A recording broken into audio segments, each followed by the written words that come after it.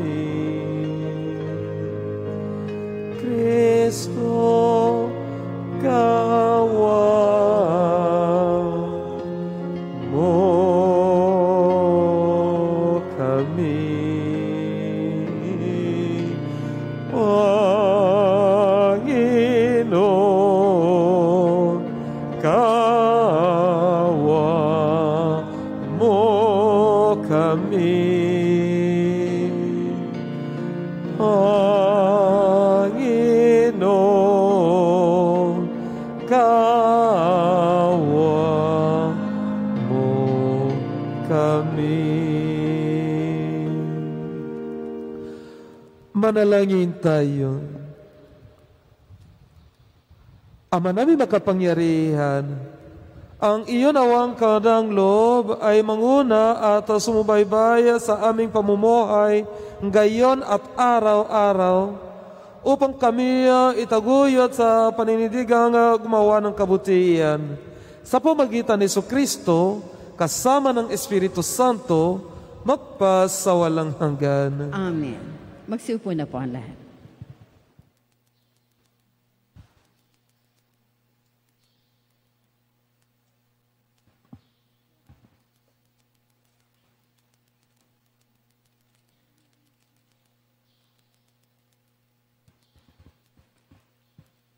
Pagbasa mula sa sulat ni Apostol San Pablo sa mga taga-Galacia. Mga kapatid, nasusulat na si Abraham ay nagkaanak ng 2 lalaki, sa alipin ang ina at ang isay sa malaya. Ang anak niya sa alipin ay ipinanganak ayon sa karaniwang pangyayari, ngunit ang anak sa malaya ay bunga ng pangako ng Diyos. Ito ay isang talinghaga, larawan ng 2 tipan, ang 2 babae. Ang isa'y ang tipan sa bundok ng Sinai, na kinakatawan ni Agar at ng kanyang mga anak na pawang alipin. Ngunit ang Jerusalem na nasa langit ay malaya at siya ang ating ina. Ayon sa kasulatan, magsaya ka, o babaeng hindi nagkaanak. Humiyaw ka dahil sa kagalakan, ikaw na di nakaranas ng pagdaramdam sa panganganak, sapagkat higit na marami ang anak ng babaeng nangungulila kaysa babaeng may asawa. Kaya nga, mga kapatid, hindi tayo anak ng alipin, kundi anak ng malaya. Pinalaya tayo ni Kristo upang manatiling malaya. Magpakatatag nga kayo at huwag nang paalipin ulit. Ang salita ng Diyos. Salamat sa Diyos. Ngalan ng Diyos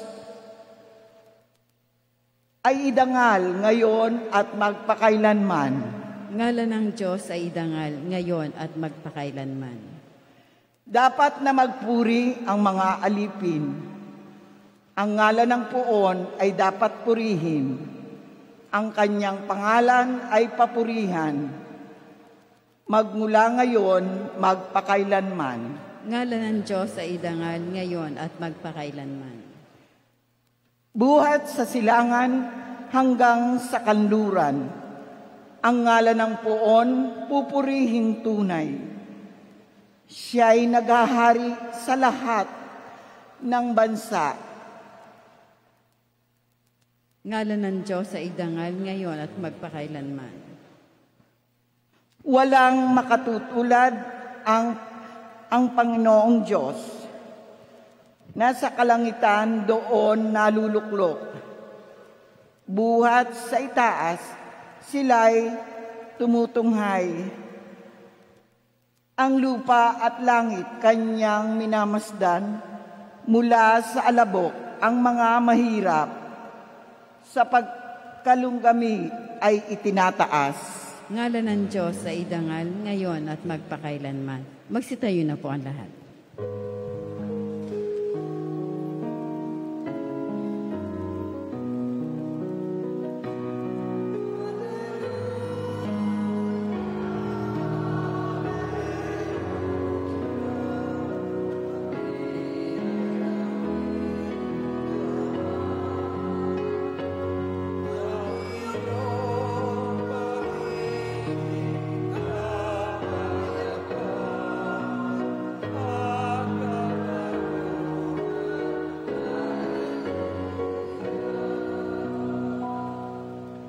Sumainyo ang Panginoon. At sumainyo rin. Ang mabuting balita ng Panginoon ayon kay San Lucas. Papuri sa iyo, Panginoon.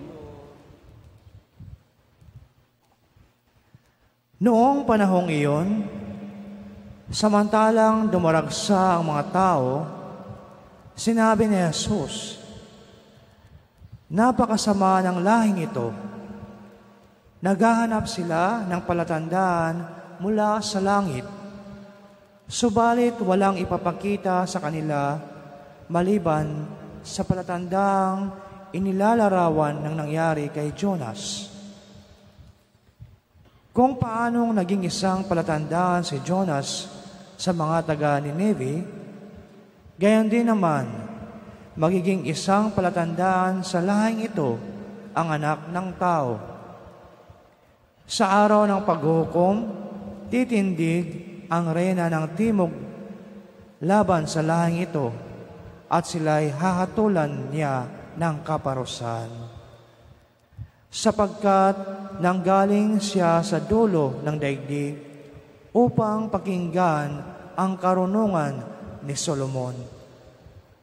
Ngunit higit na di hamak kay sa Solomon ang naririto.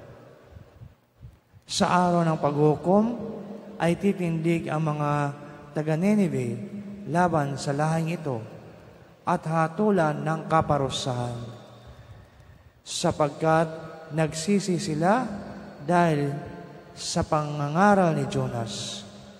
Ngunit higit na di hamak kay Jonas ang naririto."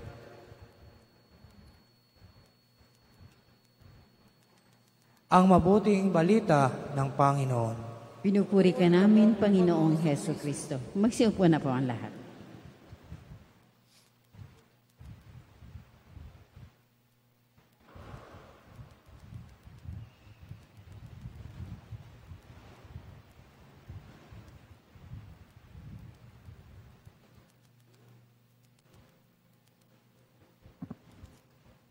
Walang palatandaan ipapakita sa laing ito, maliban sa palatandaan inilalarawan ng nangyari kay Jonas. Muli, magandang umaga po sa inyong lahat. Magandang umaga po. Ako po si Father Stan from the Sons of Divine Providence Congregation, dyan po sa Talipan sa Pagbilao. Ngayon po, isang puso puno-puno ng kagalakan na tayo ay nagdiriwang kasama ng mga seminarista at reverend ang Banal na Eucharistia dito sa katedral natin. At ngayon po mga kapatid, isang mabuting balita para sa atin. Tayo ay anak din ng alipin pero mga malaya. Meron na isang tunay ng kalayaan. Sabi ni San Pablo sa atin sa unang pagbasa, nandi tayo anak ng alipin kundi ng malaya. Malaya sa kasalanan, malaya upang maniwala kay Kristo, malaya upang maging matatag sa ating pananampalataya. Amen? Bilang mga anak ng malaya, bilang mga anak ng Diyos, mga kapatid ni Kristo, hindi kailangan humingi ng ibang palatandaan, pero maging matatag sa ating pasunod sa Kanya. Sa ating ebanghelyo, narinig natin ang sabi ni Jesus sa mga Hudeo, sa mga Pariseo. Humingi sila ng palatandaan. Gusto nila makita ng sinyas bago maniwala sa Kanya. Kaya po ang sabi niya sa kanila ay, walang palatandaan na ipapakita sa laing ito, maliban sa palatandaan inilarawan ng nangyari kay Jonas. Maaari magtanong sa ating sarili, ano po itong palatandaan ni Jonas? Si Jonas po ay naging palatandaan sa mga taga Ninive. Pagpapakita ng kabutihan ng Diyos, ng awa ng Diyos, upang magbagong silang buhay. Ipinahayag niya mabuting balita at tawag sa mga taga Ninive para magbagong buhay at maniwala sa Diyos, para magsisi sila sa mga kasalanan nila. Pero bago nito po si Jonas ay nagkaroon ng panahon ng tanong sa sarili niya. Ayaw niya sumunod sa tawag ng Diyos. Gusto niyang lumayo sa itong buhay propeta. At we know very well ano nangyari bilang istorya ni Jonas. 3 araw sa tiyan ng malaking isda. Palatandaan. Ano magiging ang katumbas nitong 3 araw ni Jonas sa tiyan ng isda? Ang kamatayan at muling pagkabuhay ng ating Panginoon. 3 araw siya sa libingan. Bakit po ito? Upang maniwala tayo na siya ay ang Mesiyas, anak ng Diyos, at magbagong buhay sa pamagitan ng ating pananalig sa Kanya. Kaya po sabi ni Jesus sa Ebanghelyo na walang palatandaan ipapakita sa laing ito maliban sa palatandaan na inilalarawan ng nangyari kay Jonas. Mga kapatid, marami ang mga Kristiyanong gayon na naghahanap ng mga sinyas, mga palatandaan bago maniwala. Kahit nagdarasal sila, kulang pa sa pananalig, kulang pa sa pananampalataya. Palaging humingi sila ng miracle. Ang miracle ay nangyari sa atin ngayon. Buhay tayo. Kaya po kailangan maging matatag sa ating pananampalataya. Kailangan maging matatag sa ating pagsunod kay Kristo.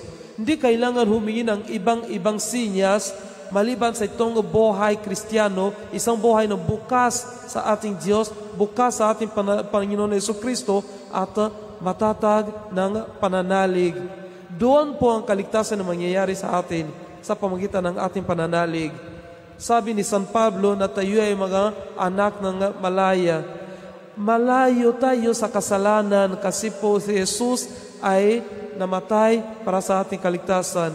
Malaya tayo sa mga sala at mga hindi magandang bagay dahil sa ating pagsunod kay Kristo. Naway maging matatag itong pagsunod natin, itong pananalig natin kay Kristo kung gusto natin mabuhay bilang mga tunay na Kristiyano. Ang Kristiyano po ay isang palatandaan para sa mga tao na hindi sila naniniwala kay Kristo. Ang ating buhay dapat maging itong sinyas na makita ng mga tao at maniniwala na si Jesus ay muli na buhay para sa ating kaligtasan. Naway maging tayo malayo sa mga kasalanan, sa mga sala, sa mga hindi magandang bagay. Naway tayo maging kasangkapan ng buhay, katotohanan at mga mabuting katangian. Sa pagkita ng lahat nito, maniniwala ng mga tao na si Jesus ay nabubuhay sa ating puso, tayo ay mga tagasunod niya. Walang ibang palatandaan ipapakita sa langit ito maliban sa palatandaan inilalarawan ng nangyari kay Jonas. Ang muling pagkabuhay ni Jesus ay sapat sa atin upang maniwala na siya ay Mesiyas, anak ng Diyos ng kataas-taasan. Amen.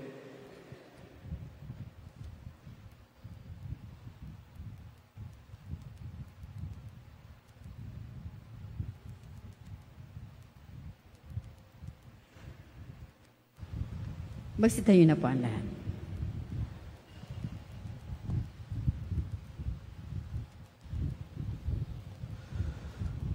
Mga kapatid, bumabaling tayo sa panalangin sa Diyos Ama para sa biyaya ng pagbabagong buhay at makatugon ng may katatagan sa panawagan ni Kristo sa pagbabalik loob. Ang ating tugon, Panginoon, dinggin mo ang aming panalangin. Panginoon, dinggin mo ang aming panalangin.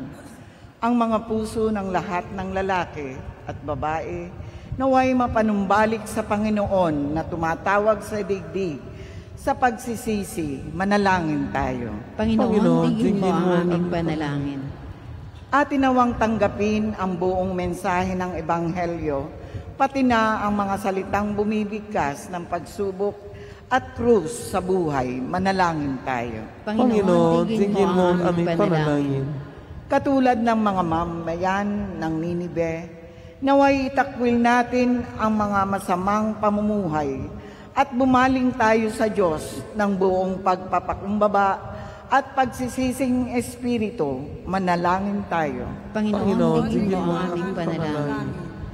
Ang mga may sakit at matatanda, naway makatagpo ng kasiguruhan at pagmamahal mula sa mga nag-aaruga sa kanila. Manalangin tayo. Panginoon, dinggin mo ang aming panalangin. Ang mga yumao, naway tumanggap ng kapayapaan at kaligayahan sa kaharian ng Diyos. Manalangin tayo. Panginoon, dinggin mo ang aming panalangin. Ama ng lahat, ibinigay mo sa amin ang tanda ni Jonas upang pangunahang ipahayag ang pagdating ng iyong anak. Mula sa walang hanggan, niloob mo ang kaniyang muling pagkabuhay. Isama mo nawa kami sa kaniya sa magpakailanman. Hinihiling namin ito sa pamagitan ni Kristo ang aming Panginoon. Amen. Magsiupo na po ang lahat.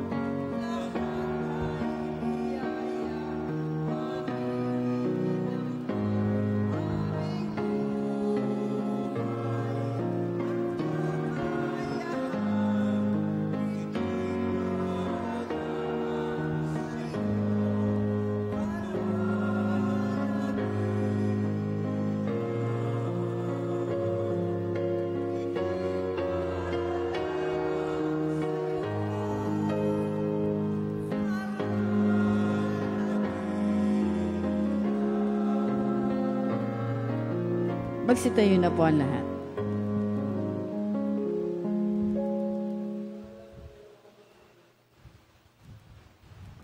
Manalangin tayo mga kapatid upang apagayan natin ay kalugdan ng Diyos sa mga makapangyarihan. Tanggapin nawa ng Panginoon paghahain sa iyong mga kamay, sa kapurihan niya at karangalan sa ating pakanabangan at buong sambayan ng banal. Ama namin lumikha, tanggapin mo ang aming mga panalangin na sumasaliho sa aming paghahain upang sa ginaganap naming pagdiriwang kami makatawid sa kalwalatian. Sa pamagitan ni Jesucristo, kasama ng Espiritu Santo, magpas sa walang hanggan. Amen.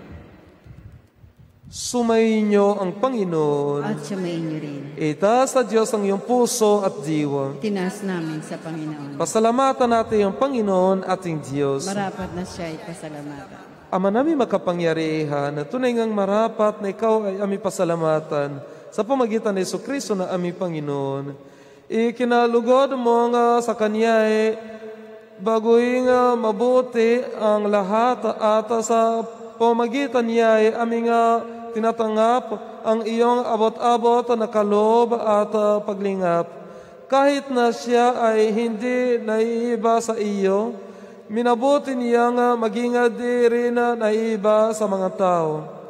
Hamak siya tulad namin sa kamatayang totoo, noong inihain niya ang sarili ng kami makasunod mo. Kaya naman iyong idinadangal siya at iyong itinampok upang sa lahat siya ay manguna. Ngayon ngay lahat ng sa kanya ay nakikiisa ay talagang magkakamit ng iyong buhay at ligaya. Kaya kaysa ng mga anghel na nagsisiyawit ng papuri sa iyo, na walang humpay sa kalangitan, kami ay nabubunyi sa iyong kadakilaan.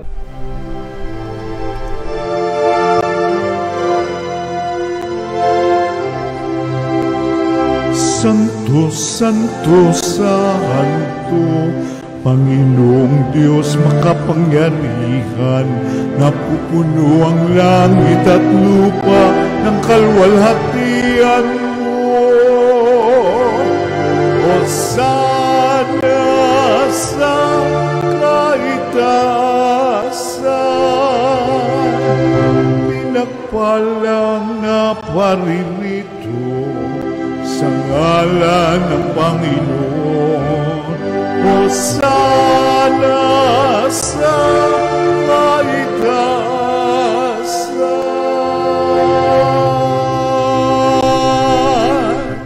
Ama naming banal, ikaw ang bukal ng tanang kabanalan, kaya sa pamagitan ng iyong Espiritu, gawin mong banal ang mga kaloob na ito, upang para sa amin ay maging katawan at dugo ng aming Panginoon Jesucristo. Bago niya pinatiis ang kusanglo na maging handog, hinawakan niya ang tinapay, pinasalamatan kaniya, pinaghati-hati niya iyon, iniabot sa kanyang mga alagad at sinabi, tanggapin ninyong lahat ito at kanin. Ito ang aking katawan na ihahandog para sa inyo.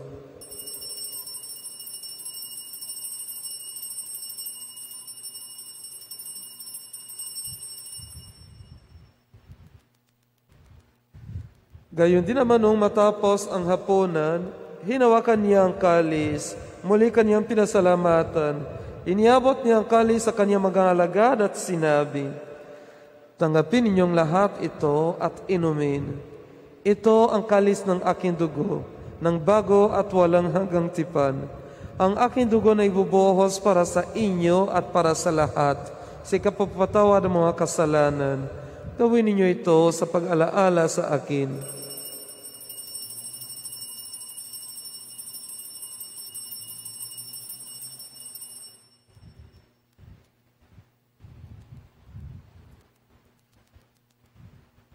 Ipagbunyi natin ang misteryo ng pananampalataya.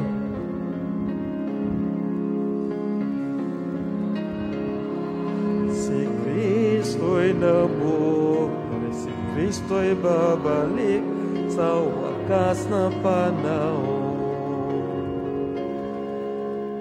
Ama, ginagawa namin gayon ang pag-alala sa pagkamatay at muling pagkabuhay ng iyong anak. Kaya tiniala namin sa iyo ang tinapay na nagbibigay buhay at ang kalis na nakakalo ng kaligtasan. Kami ay nagpapasalamat dahil kami iyong minarapat na tumayo sa harap mo para maglingkod sa iyo. Isinasamo namin kami magsasalo-salo sa katawan at dugo ni Kristo ay mabuklas sa pagkakaisa sa pamagitan ng Espiritu Santo. Ama, lingapin mo ang iyong simbahang laganap sa buong daigdig. Puspusin mo kami sa pag-ibig, kaysa ni Francisco na aming Papa, at ni Melore na aming Obispo, at ng Tanang Kaparihan. Alalahanin mo rin ang mga kapatid namin na himlay, na may pag-asa sila muli mabubuhay. Gayon din ang lahat ng mga pumanaw, lahat ng mga kaluluwa sa purgatorio. Kawan mo sila at patuloyin sa iyong kaliwanagan. Kawan mo at paginapatin kami lahat na makasalo sa iyong buhay na walang wakas. Kaysa na mahal na Birhen Maria, ina ng Diyos sa ina ng simbahan, at ni San Jose kaniyang kabiyak ng puso. Kaysa ng mga apostol, San Fernando, San Luigi Orione, at ng lahat ng mga banal na namuhay dito sa daigdig na kalugod-lugod sa iyo. May paidiwanawan namin ang papupuri sa ikararangal mo sa pamagitan ng iyong anak na aming Panginoon Jesucristo. Sa pamagitan ni Kristo, kasama niya at sa Kaniya, ang lahat ng parangal at papuri ay sa iyo, Diyos ang mga makapangyarihan, kasama ng Espiritu Santo, magpa sa walang hanggan.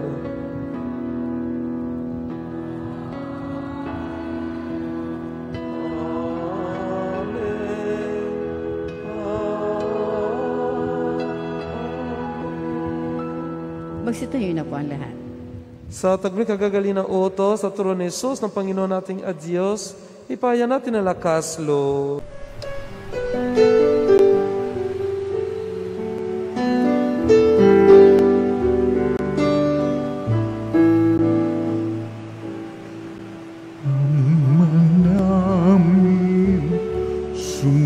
Sumasalang ka, sambahin ang ngalan mo, mapasamin ang kaharian mo, sundin ang loob mo dito sa lupa para nang sa langit. Bigyan mo po kami ngayon ng aming kakanin sa araw-araw at patawarin mo kami sa aming mga sala para ng pagpapatawan namin sa nagkakasala sa amin, at huwag mo kaming ipagdulot sa tukso,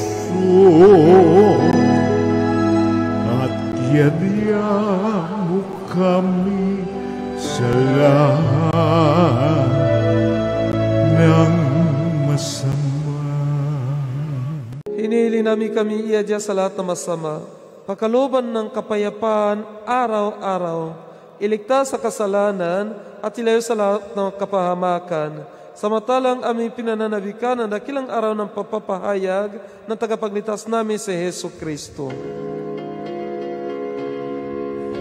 Pagkat sa iyo ang kaharian,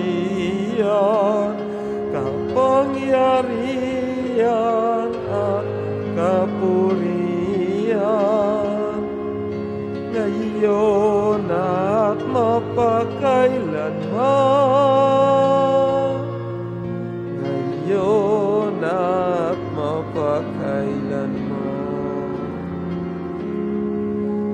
Panginoon Jesucristo, sinabi mo sa iyong mga apostol, kapayapaan ang iniwan ko sa inyo, ang aking kapayapaan ibinibigay ko sa inyo. Tungayan mo ang aming pananampalataya at huwag ang aming pagkakasala. Pagkalooban mo kami ng kapayapaan at pagkakaisa niyo sa iyong kalooban, kasama ng Espiritu Santo, magpas sa walang hanggan. Amen. Ang kapayapaan ng Panginoon ay laging sumainyo. At sumainyo rin. Magbigayan kayo ng kapayapaan sa isa't isa.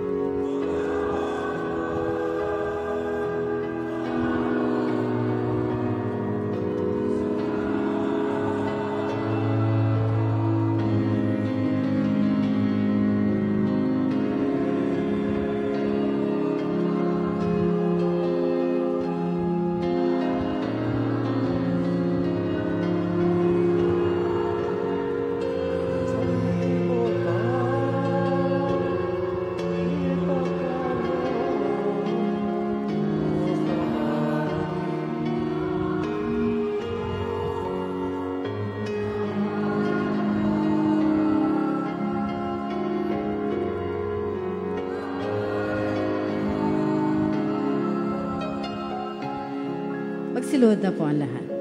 Mga kapatid, narito po si Kristo, ang Kodero ng Diyos. Siya nag-alis sa mga kasalanan ng sanlibutan.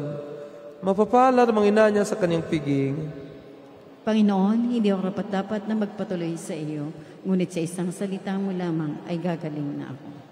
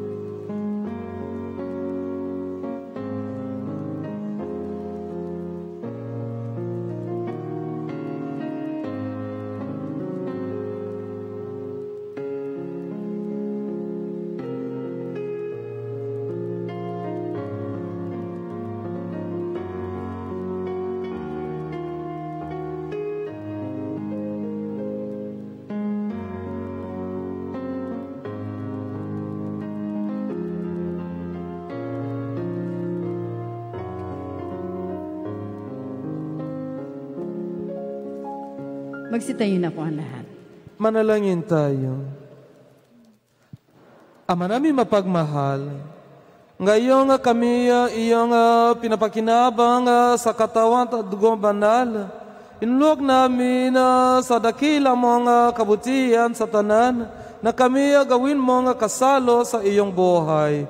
Sa pamagitan ni Jesucristo, kasama ng Espiritu Santo, magpasawalang hanggan. Amen. Sumainyo ang Panginoon. At sumainyo rin. Pagpalain kayo ng makapangyarihan Diyos, Ama at Anak at Espiritu Santo. Amen. Tapos na ang ating banal na pagdiriwang, humayo kayo sa kapayapaan ng Diyos. Salamat sa Diyos.